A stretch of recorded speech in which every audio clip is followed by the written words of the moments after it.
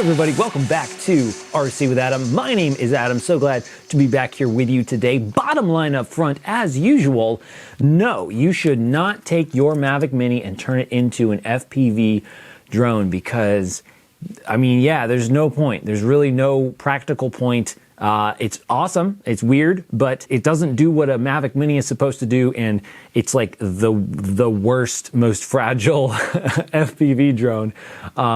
So yeah, like if this is not really like a good thing to do. Secondly, the most important part of this quadcopter, the secret sauce, the secret ingredient, is this little tiny 3D printed plastic piece in between the propellers here. So it's not quite cheating exactly. I mean, well, considering how the rest of this is built, I guess it's not cheating. But basically, I wanted to be able to keep the same motors and the same folding propellers, but I had to have this little plastic piece. And black would have been better, but I had olive drab green, so that was cool. But I'm getting ahead of myself. So we will start from the very beginning and then work our way through the process, because this was a pretty interesting project and it was a lot harder than I thought it would be, actually. And I learned quite a bit. And I do just want to say big thumbs up, two big thumbs up to you people that I'm seeing in the comments that, like, you get it. You get why I did this. Because a lot of people, like probably like half the comments are like, why would you even do that? Like, that doesn't make any sense. And then half of them are like, yes, that's awesome. Like, because it doesn't make any sense. And, you know, yeah, that's the whole point, is this project is just to kind of see if I could do it and to hopefully inspire you guys on your projects, because that's what this whole channel is about. I'm here to help you build confidence and competence in the RC hobby and beyond. And so when you do something like this that maybe you're not even sure is going to work, and then it works and you're like, whoa, it was so cool, then that will hopefully inspire you in other areas of your life. So yeah, so to those of you that get it and are on board with that, thank you, and thanks for watching, and thanks for commenting and all that stuff. So super cool.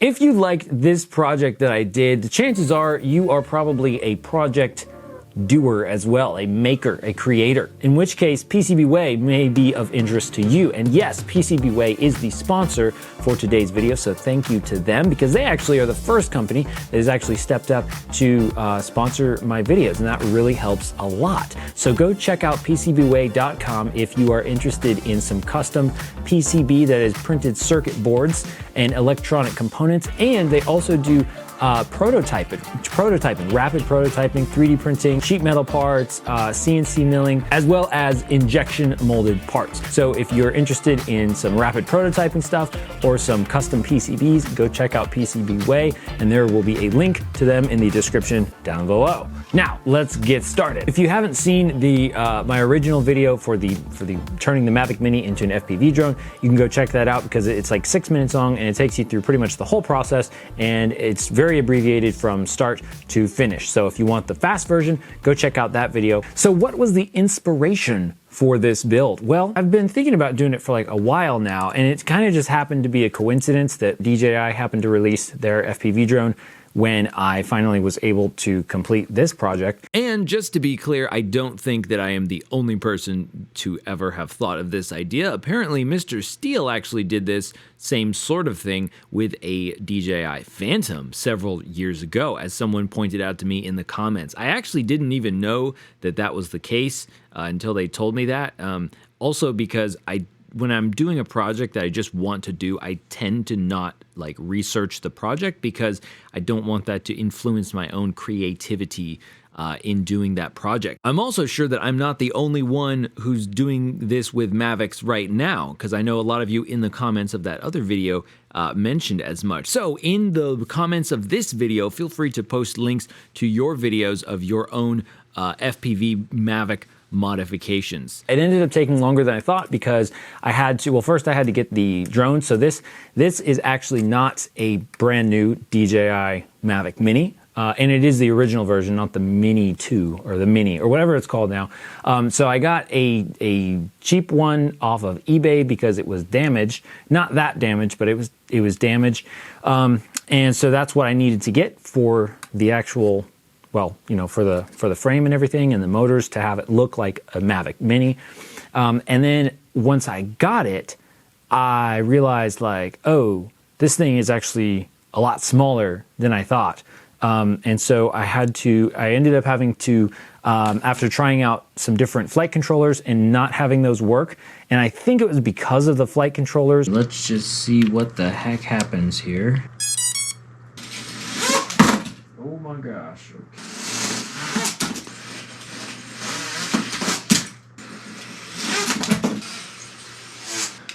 Fingers crossed, here we go. Yep, no, yep, no. Whoa. Oh.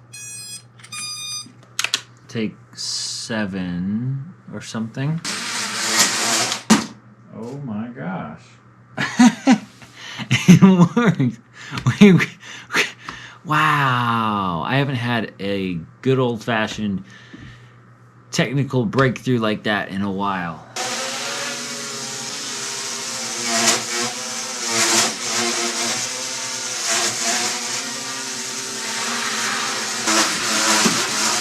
All right, here we go. Low motor timing and low demag compensation.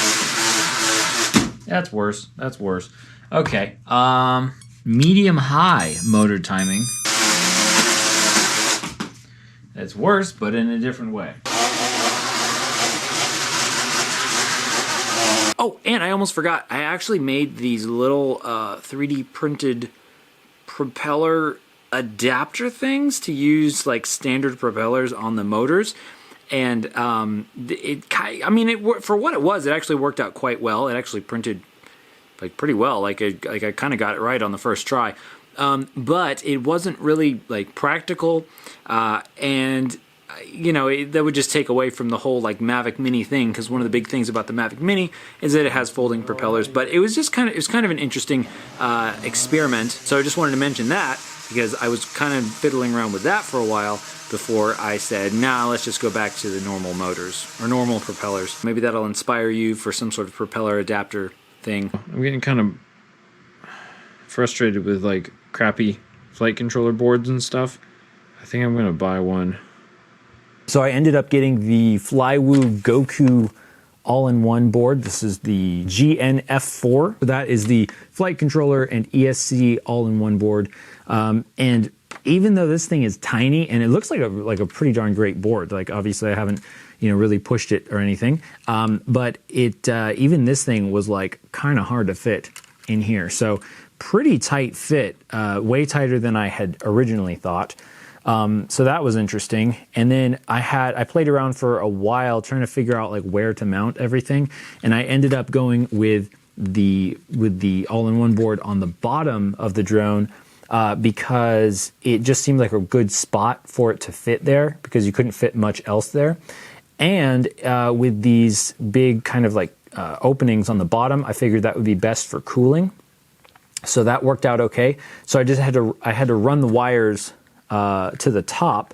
The big yellow wires are motor wire extensions, because I realized like, okay, I should solder all the wires onto the board before I put the board in place, and then I'll just have these long wires that I can work with once the board is in place. So that way, if I need to swap motors or swap motor wires around to get the motor to spin different directions, then I could do that. And then as far as the video transmitter, it's just an old, it's a Race Day Quads Mach 2, Mach 1, Mach something. And then the camera is just an old Foxeer Aero Pro, I think. So yeah, not very good quality on that for sure. I ended up using an XT30 connector because that was the size for the batteries, and also there's not a lot of room inside the quad. And I attached the capacitor for the board directly to the XT30, or at the connector instead of on the board, because I just didn't have room to put that like on the board. So, oh, and the receiver for this is the FlySky FLI 14 Plus, or actually I guess it's made by iRange X, but it's for FlySky. So that's what it was. And the transmitter that I used is the FlySky i6. Yeah, just the i6 on here. And people are like, what are you doing still using FlySky, bro? Come into the 22nd century. And I'm like, bro, FlySky still works, man. And it does. It does. really, I've just had a pretty good experience with FlySky. I know other people haven't, and that's, you know, that's understandable that if you don't have a good experience with a brand or a product, then you're going to be like, no, I'm not using that. But I've had a good experience with them. So the batteries that I'm using for this, to power this, is a 300 milliamp hour high voltage 3-cell. So it's 4.35 volts instead of 4.2 volts per cell.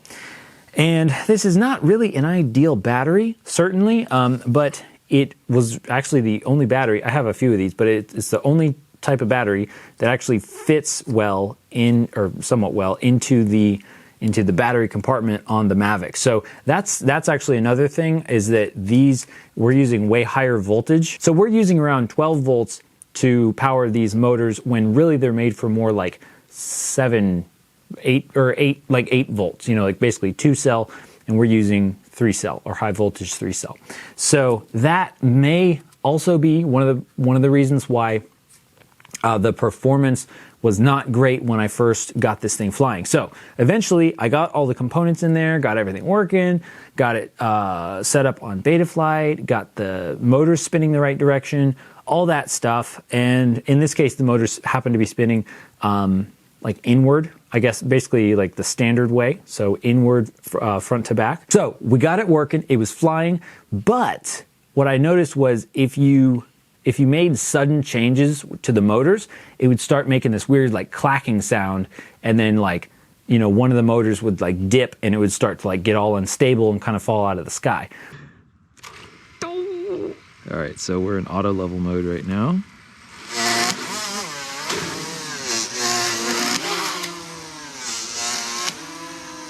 Whoa.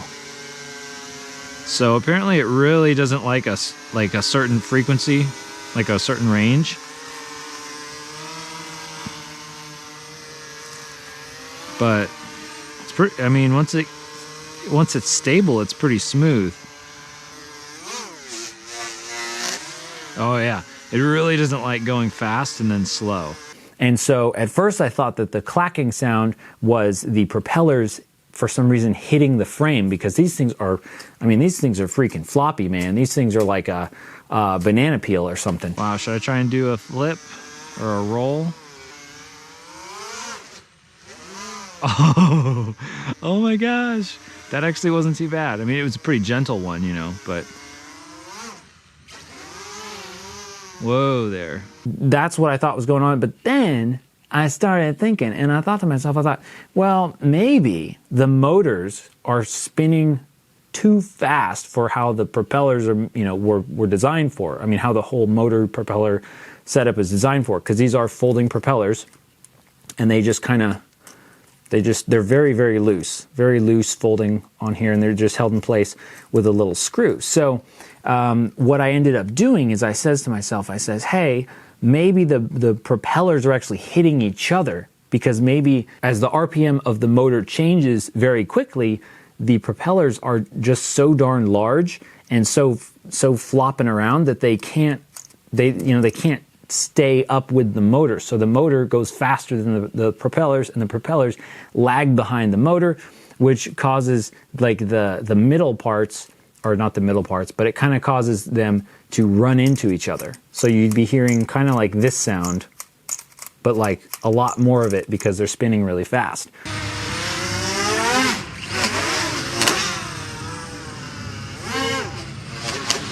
Eventually, I says, okay, that's probably the problem. So then I got onto Fusion 360, just designed a super simple little thing right here by basically making the two circles for where the props were. So I measured, you know, the distance between the props and the size of the propeller, of each individual propeller hub. And then I just kind of created, I used those to cut away from a larger circle. And this probably could have actually encompassed like more of the propeller hub diameter, but it seems to work okay. And so then I just created that, and then I sliced it in Cura and then printed it on the Ender 3. And that's pretty much all I needed to do. Like, really, these could probably be a bit more stiff, and they do kind of wear out.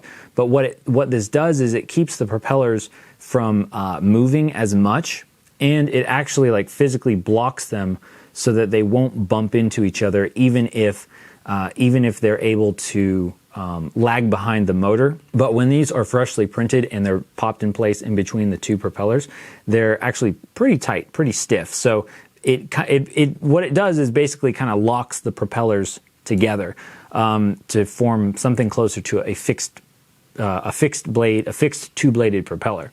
Now, the thing about this is that I didn't want to completely fix the propellers in place, like hot gluing them or super gluing them or something like that, because I wasn't sure that I could be totally sure once they were set in place that they were actually like exactly opposite each other. So I wanted there to be a little bit of play, so that way the propellers could actually like balance each other out in flight as they're kind of flung outward by the motor as they're spinning around. So with that, I was finally able to actually actually fly the thing. Like, it flew pretty well. So that seemed to be really the last big hurdle to get over. There's still a little bit of buzzing at certain RPM ranges.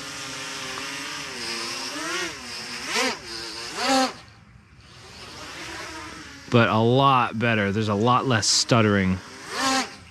You guys are asking about the flight time and stuff. So flight time was about 3 minutes or so. It was kind of hard to tell, and I didn't have the OSD set up. I'm not sure if the voltage was correct. I'd say maybe 4 minutes without the GoPro, maybe like 2 to 3 minutes with the GoPro. Now, speaking of the GoPro, this is the GoPro Session, or Hero Session. I guess it's the Session 4. It's not the Session 5. It's not the nice one. But anyway, so this one, they don't make them anymore, so this one's kind of old. But this is the lightest, like, nicest camera that I had to get decent footage from it. And so this one weighs about 73 grams.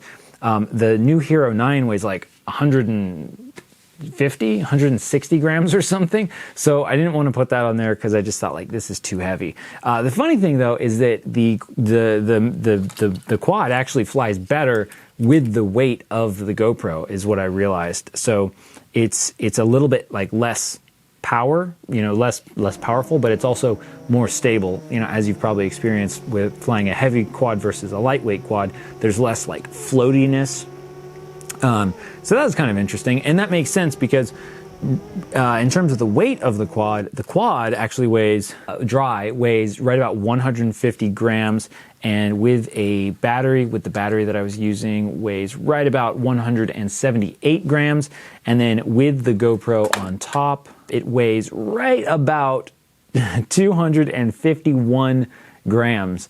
So it's still almost a sub 250 quad, even with the GoPro, which is pretty crazy.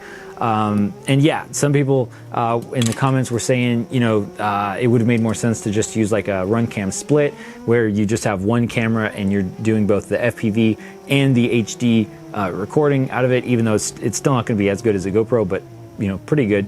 Probably as good as this GoPro, but not as good as like a new GoPro.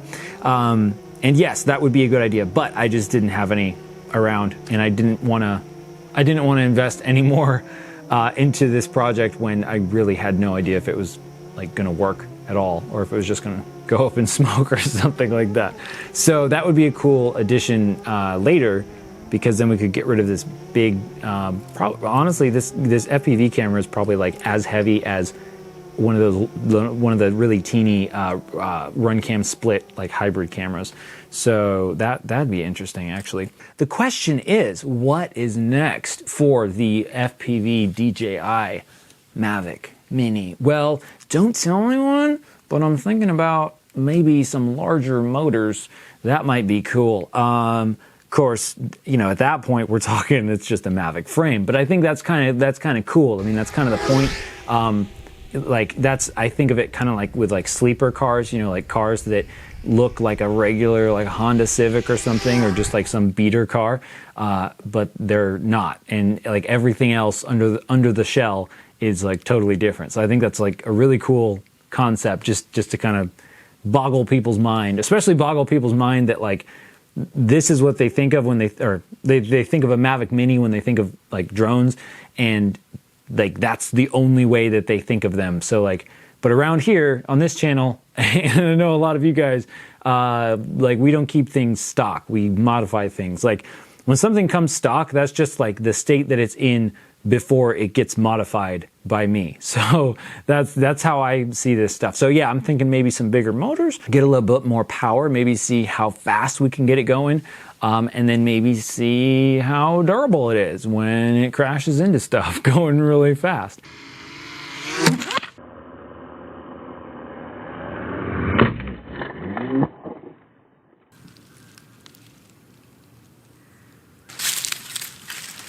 Okay, well, it looks like the arm just got pushed back. So that's, you know, that's kind of a, that definitely lends itself well to being more resistant to impacts, I think. Let's see.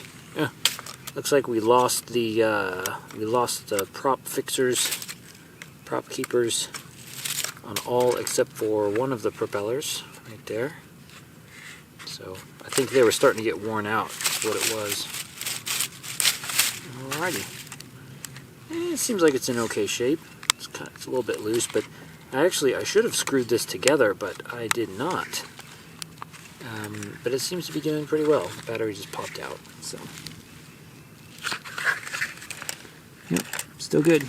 Did I leave anything out? If I left anything out, please let me know. Leave me a comment down below, and I will try my bestest to get back to you or to make a new video to cover other stuff. Thanks for watching, everybody, and I will see you again very soon. Crash well.